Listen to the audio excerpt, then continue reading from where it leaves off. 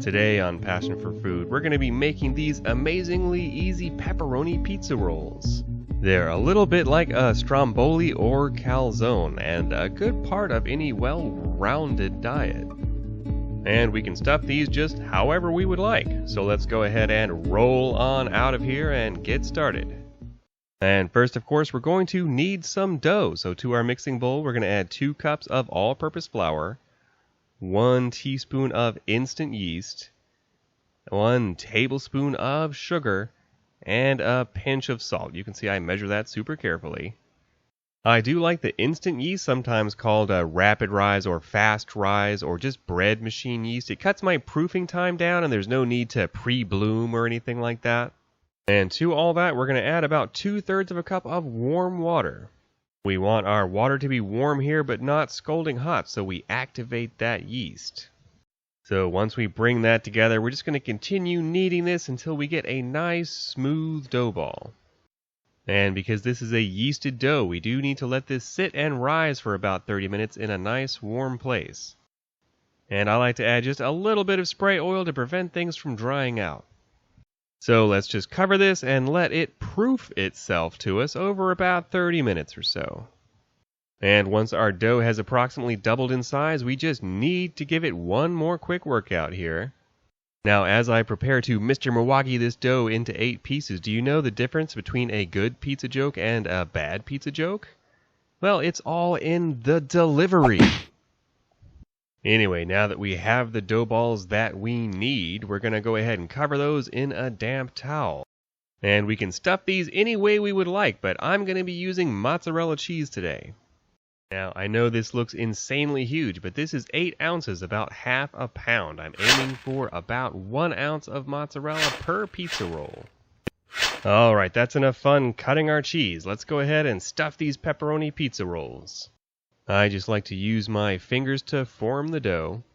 We just want to stretch these out to about 6 or 7 inches, and then we can go ahead and add our cheese. And if, like me, your cheese wound up a little rectangular, you can just kind of squish that into vaguely a block shape and get that right in the middle. At which point we want to layer in our pepperoni or other toppings of choice. I like putting the pepperoni here on the bottom because it's going to act as a protective layer, preventing that cheese from melting and coming out the bottom of our easy pepperoni pizza rolls. So we just want to push that dough up around our fillings to get it sealed. Just try and squeeze out air as you go. We don't want any giant air pockets if we can help it. Beautiful. Now we're really on a roll. But there is one more step before I give these a second proofing, and that is just a quick coating in a garlic herb butter. It's just a little bit of melted salted butter with some garlic powder and Italian seasoning.